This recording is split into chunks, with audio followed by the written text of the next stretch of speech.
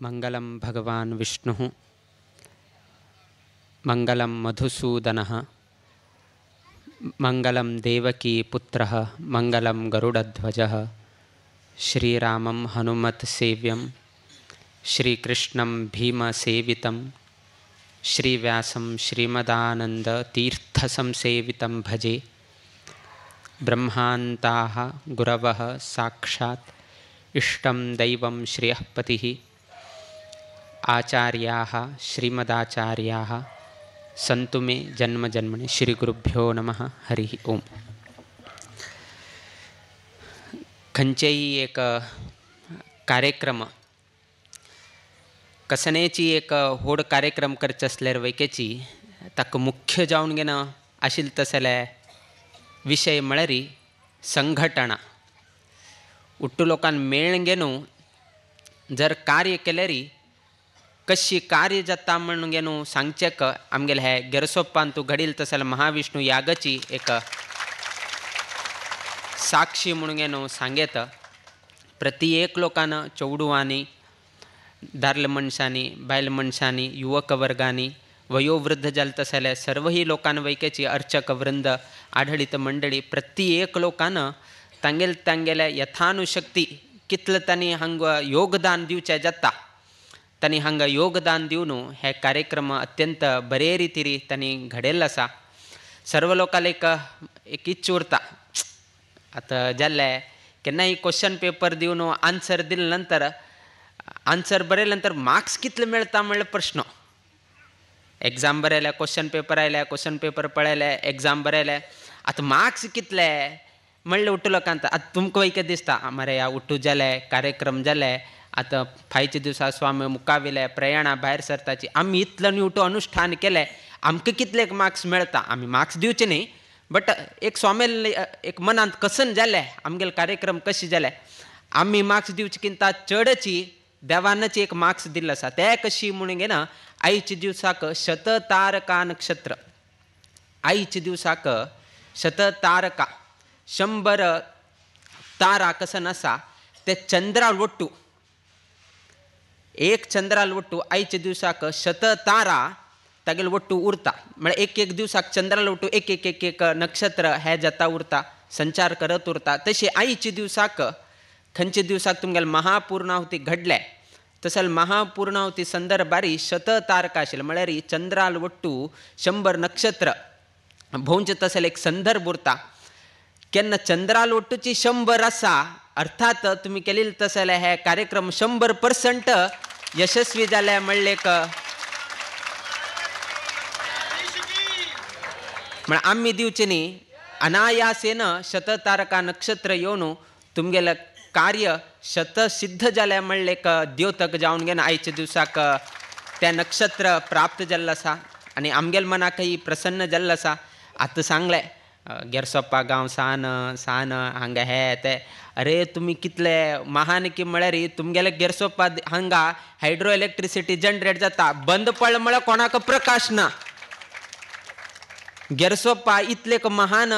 तसले एक ग्राम आतां ग्राम जाले पयले काळाक राजधानी आशिल्ले उठू हय खंयची कालांतरा निमित्तान खंयची निमित्तान आज एक ग्राम जाल्लो आसा। किंतु तुमी एक इतले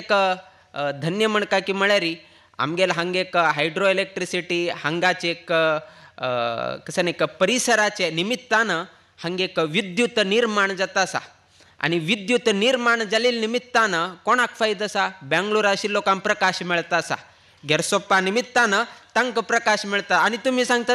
गेरसोप्पा सान म्हणून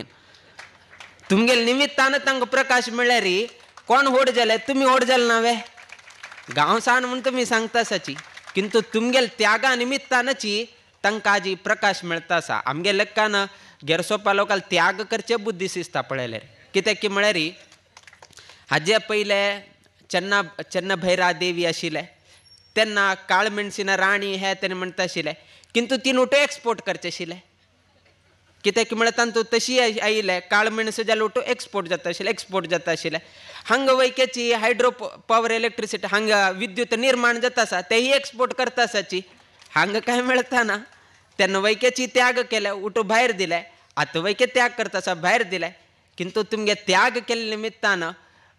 एक नाव गेरसोप्पा निमित्तानं गेरसोप्पा डॅमा निमित्तानं हंगा विद्युत निर्मित जाताशील निमित्तानं आमका हंगा प्रकाश मिळता असं म्हणून त्यांनी जन्म बरं त्याने उडगास करून घेऊ का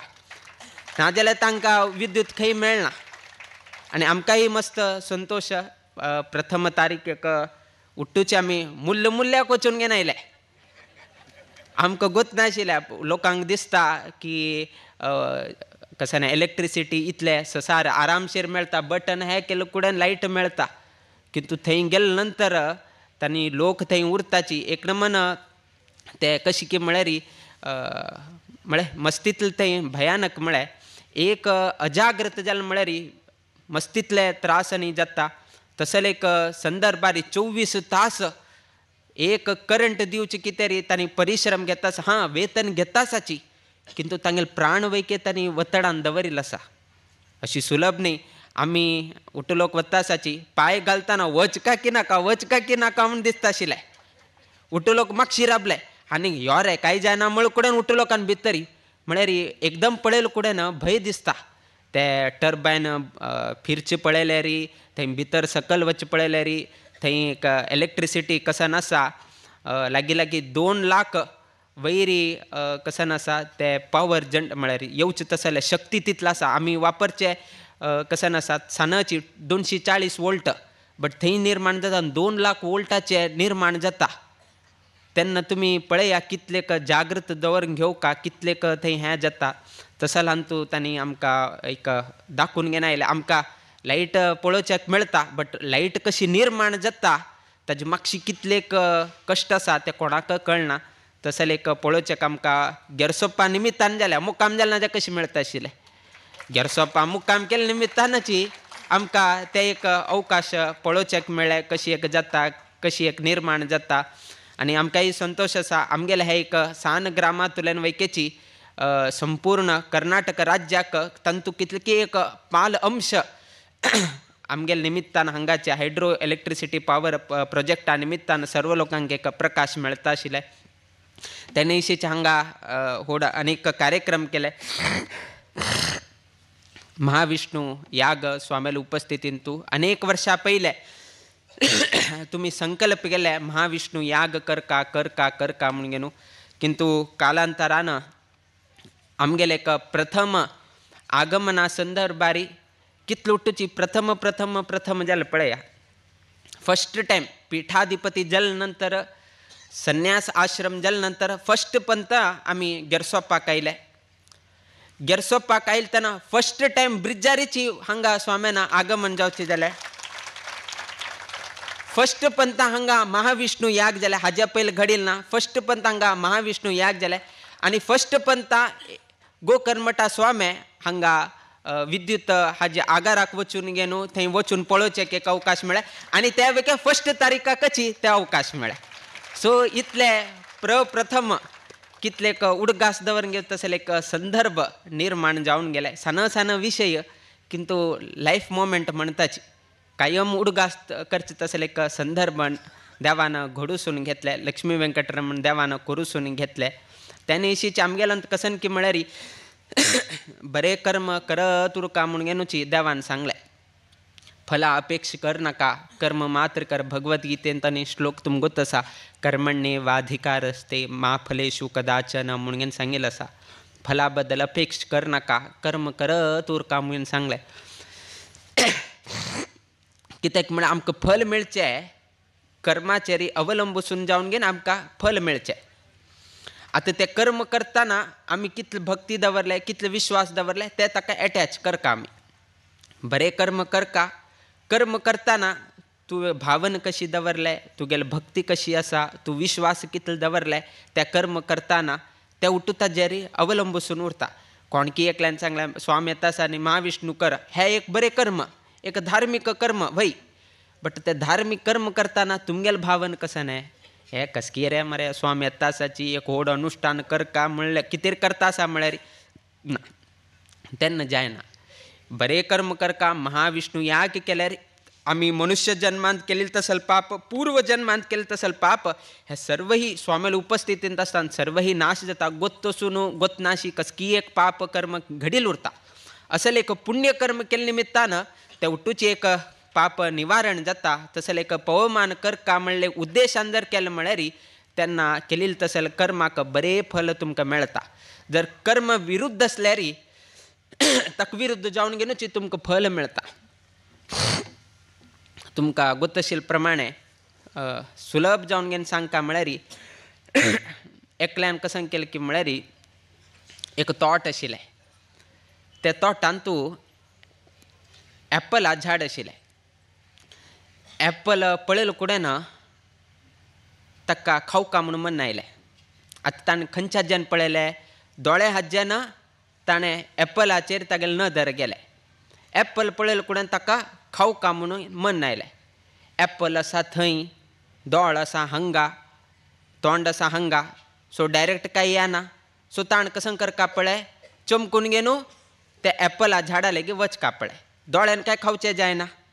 सो ताण कसं करता पळय, चमकून घेवन झाडा लागीं गेलो. झाडा लागीं गेले कुडेन पांयान कसं खावचें जातवें, जायना. खावचें आसल्यार खंय करता, तोंडान खावका. सो ताण कसं केलें, ताण वचून घेवन हातान काण घेवन हातान हें केलें. पांयान खावचें जायना, हातान मोडलें. हातान कसं खावचें जातवें ना, तेतून ताण कसं केलें, तोंडांत घालें. तोंडान घाल्यार कसं हें जातवें, तेंकां लास्ट खंय वका, पोटां वचका. सो पोटांक गेलें. हें उठू करत आसतना दोळ्यान पळोवन घेवन, चमकून घेवन त्या झाडा लेगीत वचून घेवन, त्या झाडा वयर चोवन घेवन, हातान काण घेवन, हातांतल्यान तोंडाक घालून, तोंडांतल्यान पोटा वच पर्यंत हें उठूची जावे पर्यंत तेन्ना कोणकी एकलो माली, त्या तोट कोण रक्षण करता तो आयलो. ताण येवन घेवन फाटीर ताका मारलें. ताण येवन घेवन फाटीन मारलें. किंतु हें उठू जाताना, दोळ्यान पळयतना, नाजाल्यार पांयान चमकून वताना, हातान हें करतना, नाजाल्यार तोंडांक घालतना, पोटांक घालतना फाटीक कसले संबंद ना. केलेल दोळ्यान, चमकल पांयान, काडील हातान, घालील तोंडान, तूं लास्ट गेलो पोटांत. बट मार पळय खंय, फाटीक. त्या फाटीक मार जाल्या नंतर दोळे उद्दा खंय तुल्यान आयले, उद्दा खंय तुल्यान आयले, दोळ्यान आयले. कित्याक आयले, पळयलें कोणें, दोळ्यान. त्यातून केलेलं कर्म कोणें, दोळ्यान. लास्ट भोगची कोणें, त्याची दोळ्यान. त्या निमित्तानं तुम्ही पाप कर्म केलं म्हळ्यार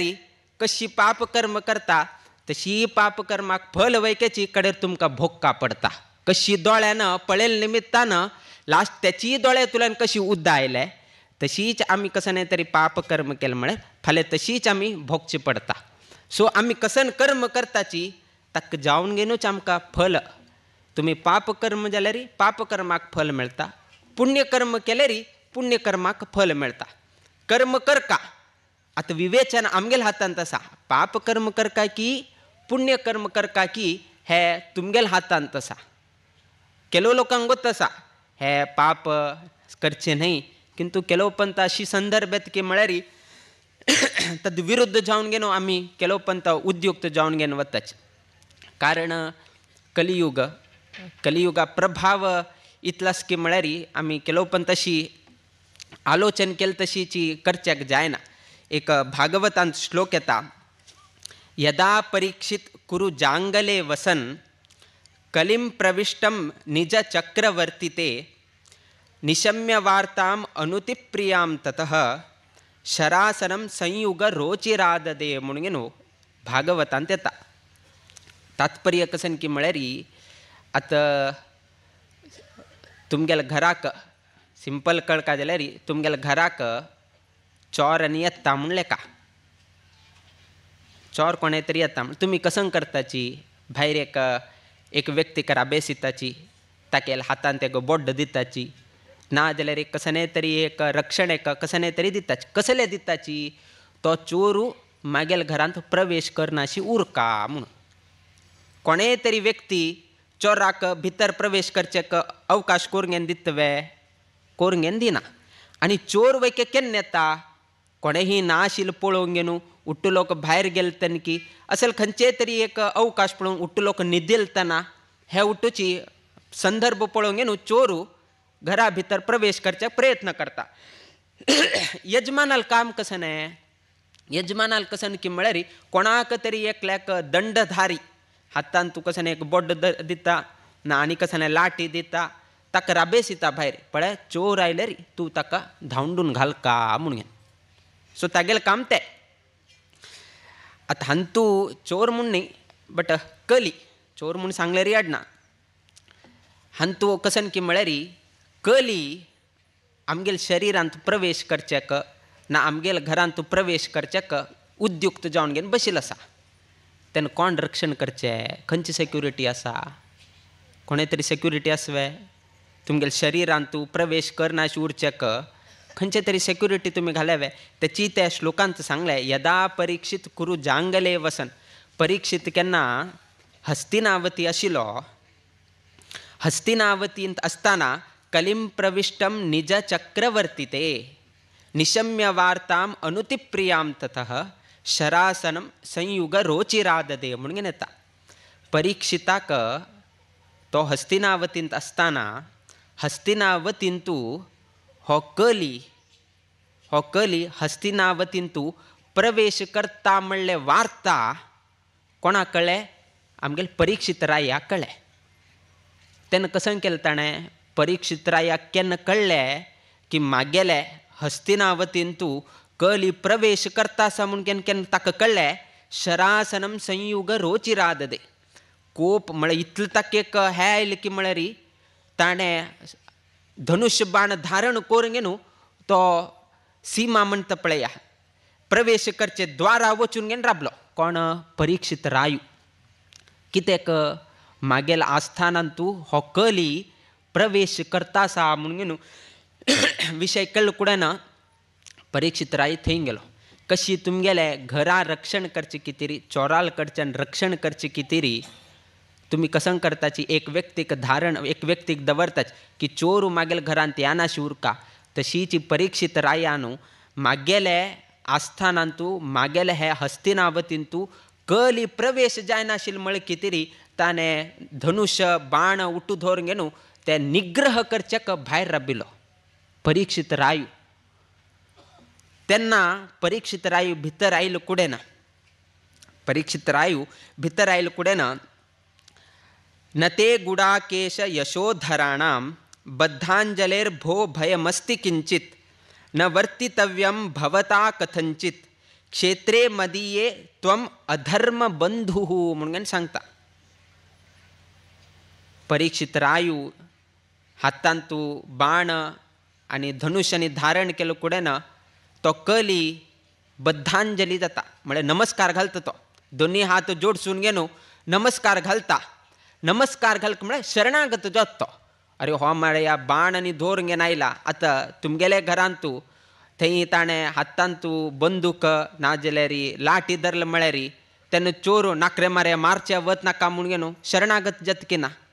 शरणागत जाले कुडेन तुमी कसन करताची आनी फाल्ल्याक आनी हांगा पांय घाल म्हळ्यार तुका डायरेक्ट पुलीस स्टेशना वचून कंप्लेंट दिता आतां हांव एक पंत सोडून दिता तुका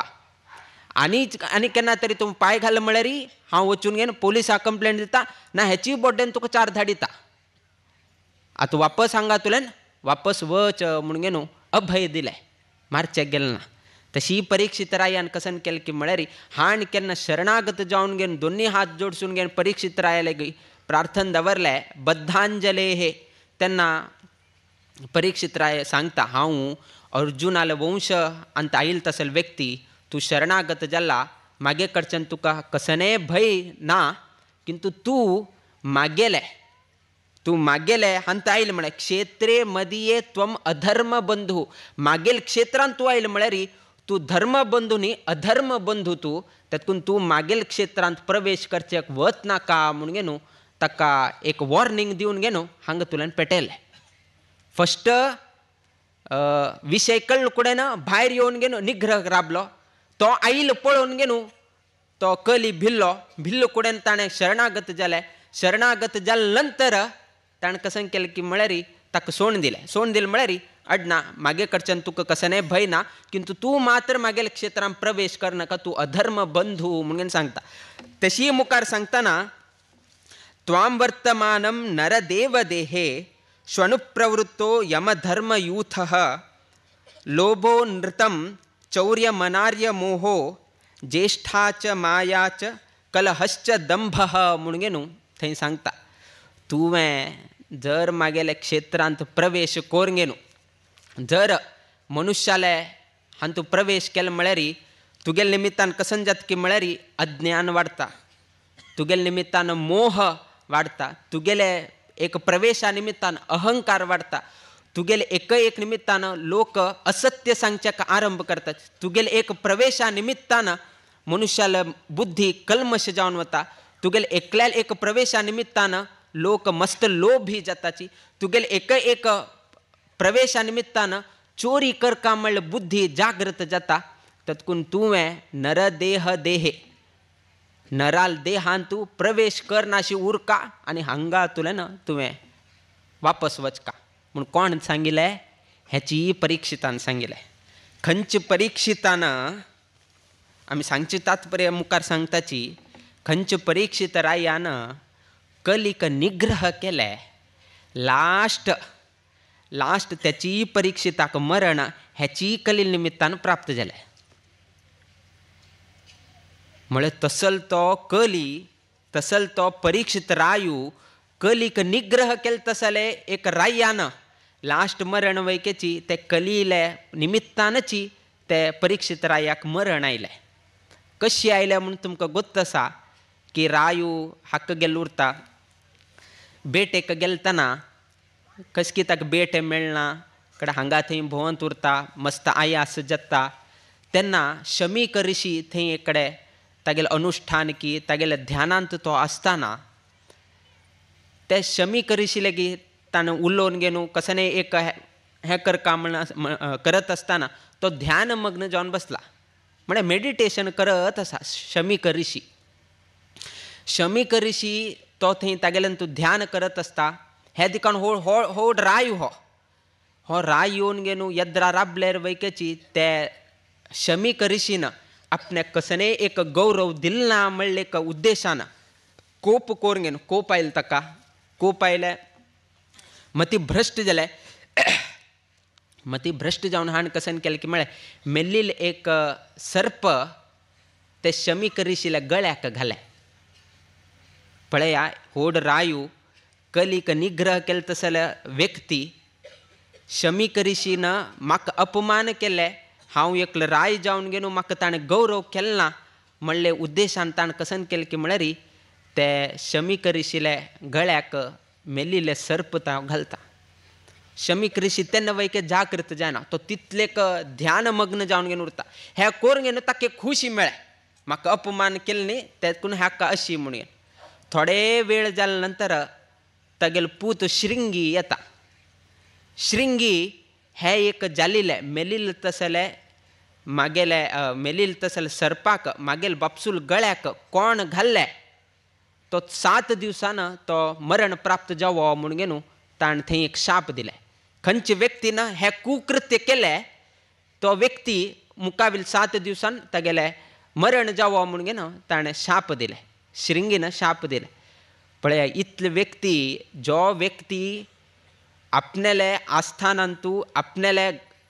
गांवांतूची कली प्रवेश करनाका म्हळ्यार कितें इतले निग्रह केलेलो तसलो परीक्षित रायू लास्ट ताका हें मरण येवचें कारण कशें म्हळ्यार हेचीची ते एक ऋषीक अगौरव केले पयलीं तागेले तसले बुद्धी नाशिल्ले हे कलील थोडे प्रवेश जाल्ले निमित्तान ते परीक्षिताले मस्तकांत वैकेची तागेल बुद्धींत वैकेची थोडे विपरीत हे जावन घेवन शमीक ऋषीक अगौरव केले शमीक ऋषीक अगौरव केले निमित्तान हांगा श्रिंगीन वैके शाप दिले आनी अंतिम 7 दिवसान परीक्षिताल वैकेची मरण जालें एक कलिले खाली प्रवेश जाले मात्र थोडेची लवलेश प्रवेश तितले काय व्हड न्ही थोडे प्रवेशा निमित्तान कसन जालें परीक्षितार मरण वैके जालें परीक्षिताक अशी जाता आसा म्हळ्यार आमचे तसले मनशाक न्ही कशी जाता आसा कली कशी बाद जाता आसा म्हणून तुमी आलोचन करा ताणें उठूची धनुश्य बाण उठू धरून घेतला आतां तुमगेल्या हातान धनुश्य बाण दिले कलीक तुमी हें करचें जातवे तेन्ना यद्राक स्वता 1 to 1 परीक्षित आनी कली दिसता आशिल्लें आतां तें ना आतां कली स्वता शरिरांत तूं आसा आतां कली आमगेलान तू प्रवेश जावन घेन आसा आतां ताका भायर काडका आमी कशी भायर काडका एक म्हळ्यार प्रवेश करना अशी उरका दुसरें आसल्यारी ताका हांतुल्यान भायर काडूंक आमी तेतकून आमी प्रतिनित्य देवाक आरतीनी दाखयले नंतर आमी कसं करता की म्हळ्यार आमी पहिले एक मस्तकाक आमी हें करताची तदनंतर आमी दाव दिकान आपूण घेताची पहिले देवा अशी मस्तका लावन कडेरी त्याची हुणसाणी खंय लायताची दाव दिकान दाखयताची तेतकून खंयचेही कार्य करतना कशें नाही केल्यार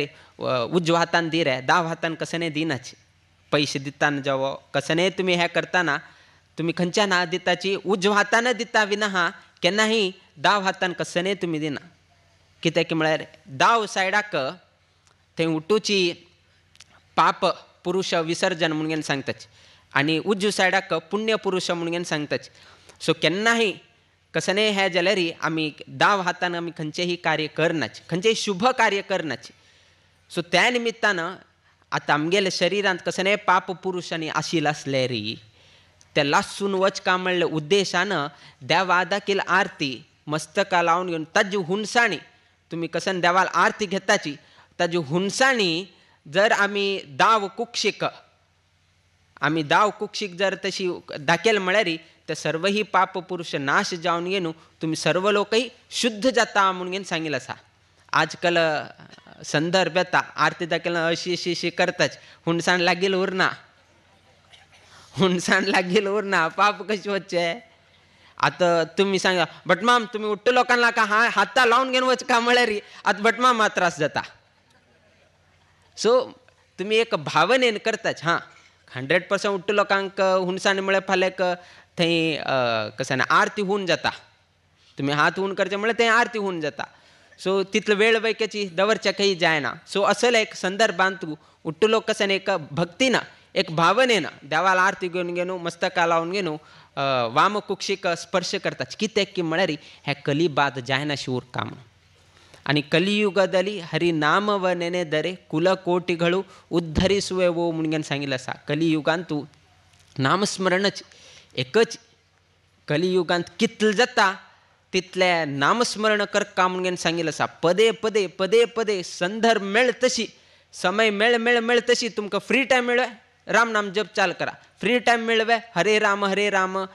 कसं नाही तुमकां तसले कसं नाही तरी अवकाश मेळत तसले बाकी न्यास आनी आशिल्ले करचे जायना बट असल कसं नाही तरी मेळ्ळ्यार नामस्मरण करत उरचें कित्याक की म्हळ्यार तागेले तर तो आयलो म्हळ्यार कली प्रवेश जालो म्हळ्यार तेन्ना आमकां कसं नाही करचें जायना तन्निमित्तान आमी कलीले आवास कलील प्रवेश जायनाशीची आमी पळोवन घेवका पळय आमी तेची परिक्षिताक आशिल्लें एक संदर्भ आयला तेन्ना मनुश्याचेर कशी एक कलील प्रभाव आसा म्हणून तुमी लेखचे काडना आजी मस्त इनोवेशन जायत आसा हें जाता आसा तें जाता आसा नवीन येता आसा किंतु आजी ते इनडायरेक्टली तेचीची कली जावन घेवन आमकां मारक जाता आसा केलो कसन आसा आमकां फायदे आसा फायदे ना म्हणून आमी सांगनाची किंतु तितले विपरीत बाकीचे वैक्याची सायड इफेक्ट्स आसा सो आतां आमी काही करचेक जायना आजी मस्तींतल्यात मोबायल वापरचे चाल जाल्यार पयलीं टीव्ही नाशिल्ले आतां टीव्ही आयले पयलीं करंट नाशिल्ले करंट आयले आतां करंट आयले चुकी मोबायल आयले चुकी अशें आमी म्हणनाच आयले ताजें बरेपणय घडलें किंतु आतां ताजी विपरीत वैक्याची आतां आमी घेवका पळय तें सोडचेक जायना त्या नाका मात्र हें जावका म्हळ्यार तेन्ना ते सान नोकिया मोबायल येता पळय गोतच न्ही उट्ट लोक ताका वचका पडटाले तंतु खाली कॉल मात्र करचे बाकी फोटो काडचेक जायना बाकी मेसेज करचेक जायना कसं नाही धाडेल्यार वैके काही जायना ते तसले तरेचे पहिले आमी स्टार्टिंग पूर्वाश्रमा आसतना पळयलें तसले 10-15 पर्यंत पडया कसं नाही जायना आतां मोबायला पडयले म्हळ्यार यद्राचे स्क्रीन मोड वता बट आज कसन की म्हळ्यार फेसिलिटी चड जाल्या बशील कडच्यानची तुमी आतां स्वाम्या पळोवचें जाता पयले हेवटू नाशिल्ले आज येत बशील कडेची कार्यक्रम खंय जाता उठू जाता किंतु अक्षत घेवचे स्वामी लेगी येवका पडटा तुमकां ते आमी तुमकां ऑनलायन पेटोवचेक आमगेले जायना स्वाम्याले प्रवचन आयकुचें मेळटा स्वाम्याक धूर्तुल्यान पळोवचेक मेळटा कोणाक अशक्त आसा तांकां उट्ट लोकांक ओके म्हाका पांया दुखी हें आसा तें आसा किंतु स्वाम्याल आशिर्वाद जावका स्वाम्यान तुमगेले कुटुंबाचे हें जावका जाल्यार तेन्ना तुमी स्वता स्वाम्याले घेवन घेवन तुमी स्वाम्याले गी प्रार्थना दवर न्हू त्यांनी तुम्हीची स्वाम्या कडच्यान अक्षत घेतल्या नंतर कडे संपूर्ण फल तुमकां मेळटा उठू ऑनलायन करचेक जायना सो असल तरेचे एक संदर्भांतू कालयुगांतू मस्तीतले बदलावणी जाता आसा मुखार कशी हें करता मस्तीतले आसा किंतु आमगेल काम कशें की म्हळ्यार बरे कर्म करत वचे हांगा कशी आतां महाविष्णू याग केले होड्डोड गांवांतू होड्डोड देवस्थानांतू महाविष्णू याग जाले हांगे तांकां होड आमी तशी हें करनाची आश्चर्य दिसना तांगे लागीं द्रव्य आसा तांगे लागीं जनबल आसा तांगे लागीं द्रव्य बल आसा तांगेल्यांतू गांवचे लोक मस्तींतले उरताले संपूर्ण पंचग्रामांतू जर अवलोकन केलें म्हळ्यार हे संपूर्ण पंचग्रामान जर आमी अवलोकन केलें म्हळ्यार होन्नावरतुल्यान वैरी आयले तेन्ना तुमी बेरोळ्ळी पळया माविन कुरवा पळया गुंडबाळ पळया चिकनकोड पळया मलकोड पळया असले मस्त तुमी जर पंचग्राम जर अवलोकन केलें म्हळ्यार हे सायड आशिल्ल्यांतू कमी घर आशिल्लें तसले गांव म्हळ्यार हे गेरसोप्पा मात्र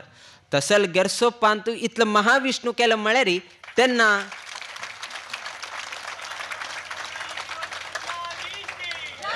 ते एक होड विशय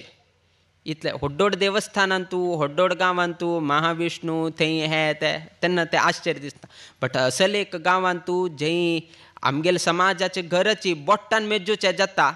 तसल ते एक ग्रामांतू तसल एक गांवांतू इतलो व्हड महाविष्णू याग केलो म्हळ्यार आमगेलो लक्ष्मी व्यंकटरमण देव कितले सशक्त आसा कशी तो करूसून दिता म्हणलें एक हे एक महाविष्णू यागान ताणें दाखोवन दिलें आनी असल एक 2024 2025 डिसेंबर जानेवारी म्हळ्यार कुडेन लोक दुसरे कडेन वताचे तांगेले एक जिवनांतू म्हळ्यार एक वर्ष तुलेन काम हे ते स्ट्रेस हे ते अवकाश मेळ्ळे एक 4-5 दिवस एक समय खंय तरी वचून गेनो येवे म्हणून गेने लोकांले एक मनांत उरता चूक न्हय तांगे मनांत बाकी विशय कसं आसा ते तांगेले वैयक्तीक हे करका ना करका तांकांय गोत आसा किंतु उठलो काल मना कशें की म्हळ्यार असल एक संदर्भार खंय एक वचे हांग वचे थंय वचे भोवन येवे चेडवांक फॅमिली घेवन किंतु हांगा एक कशी जालें की म्हळ्यार स्वामेल एक आगमना निमित्तान उठूसोण उठलो हांगा गेरसोप्पाक आयले स्वामेल एक आगमन हे एक ಹೊಸ ವರ್ಷ ಕಸನ್ ಲೌಕಿಕ ವಿಷಯ ಅಂತ ಕಸನ್ ಹೊಸ ವರ್ಷ सा नवीन वर्ष सा स्वामेल आगमना निमित्तान उट्टू लोकान ಹೊಸ वर्ष पळया उट्टू लोकान गेरसोप्पंत आपणेले मूल गांवांत करता असेल एक अवकाश उट्टू लोकांक प्राप्त जाले भल्या हे तुम्ही विनंती करा मुखाल वर्स वैके ह्याची टायमार येऊ का आम्ही उट्टू लोक न्यू इयर हांग करताची म्हूण आमकां अवकाश मेळ्ळे आमी आयल्याची आनी हे संदर्भारी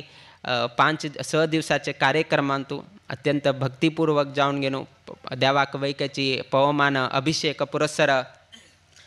प्रसन्न पूज करता आसले एक अवकाश मेळ्ळे 9 वर्सां पयले आमगेले प्रिय गुरुवर्य स्वामेले उपस्थितींतू देवाक हांगा पुनःप्रतिष्ठापन केल्ले आनी 9 वर्सां नंतर वापस स्वामेले हस्तेन देवाक एक 25 पवमान कलशाभिषेक करता आसले एक संदर्भ प्राप्त जालो आतां सांगिल्ले प्रमाणे कसने तरी एक बरे कर्म करत उरका कितले जाता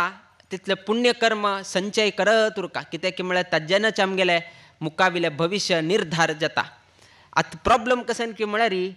टायम खंय आसा स्वाम सांगता वय टायम खंय आसा उठ लोकांले एक संदर्भ येता हे करका नाखरे 60 वर्सां नंतर पळोवया एकादशी उपवास आतां नाका फाल्यां कसने तरी डॉक्टर सांगता पळय तेन्ना उपवास करचे चाल करे आतां नाका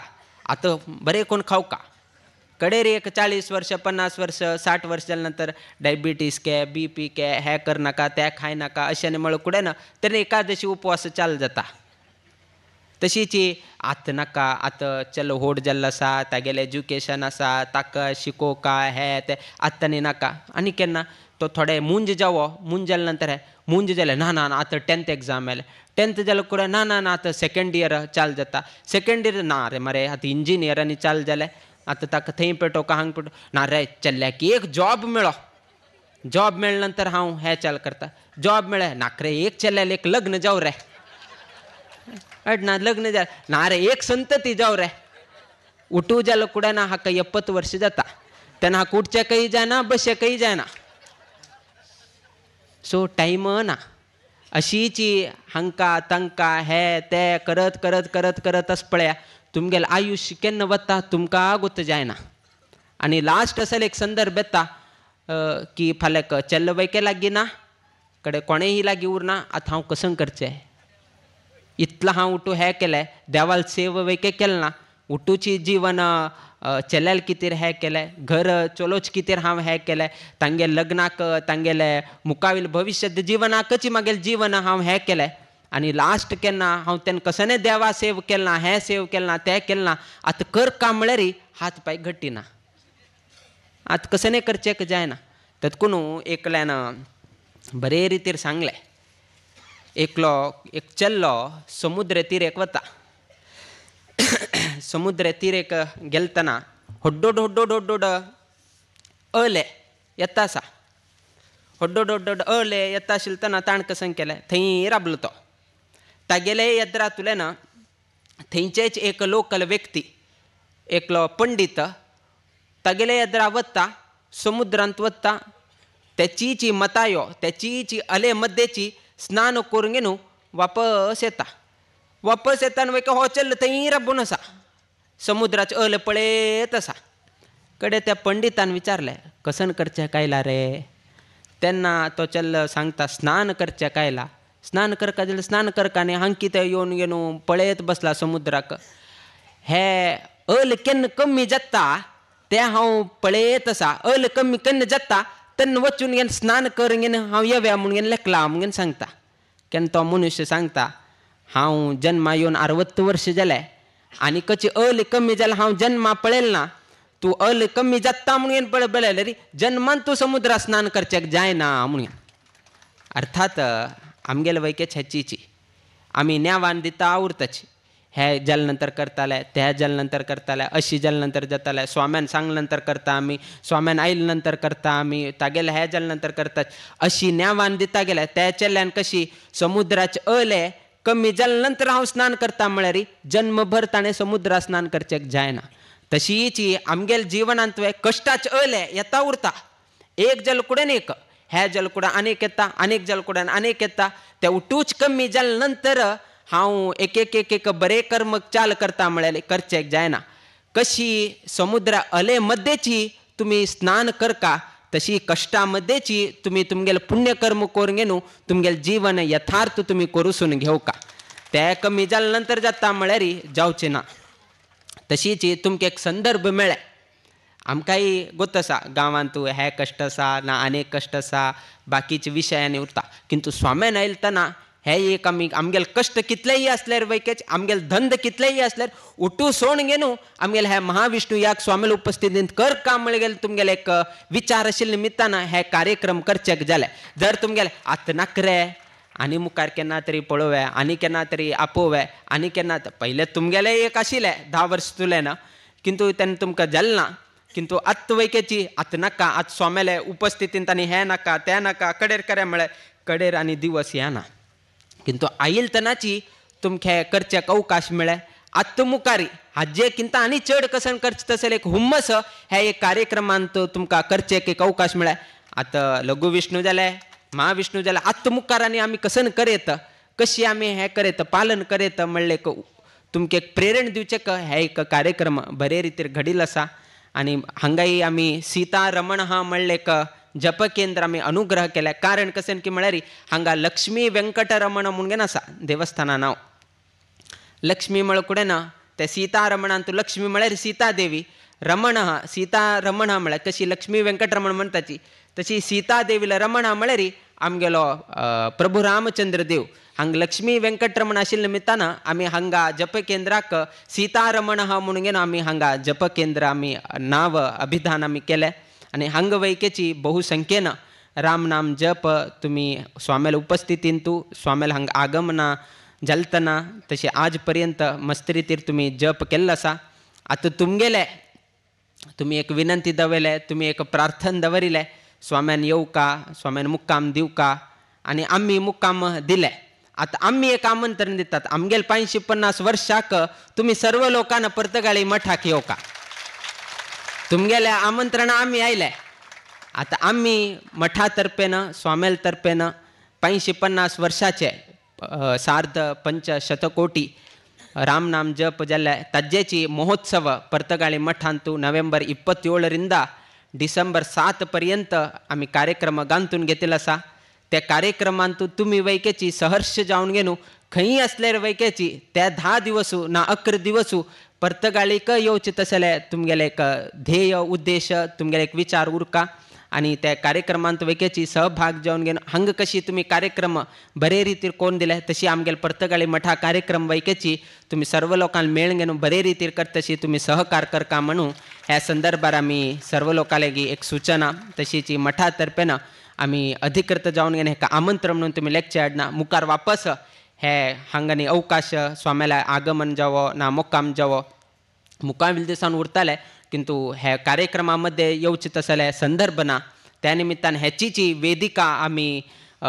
संदर्भारी आम्ही आमंत्रण दिता आसाची. तशी आयच्या दिवसाक गुरुवंदना कार्यक्रमा निमित्तानं तुम्ही हृतपूर्वक जावन स्वाम्याले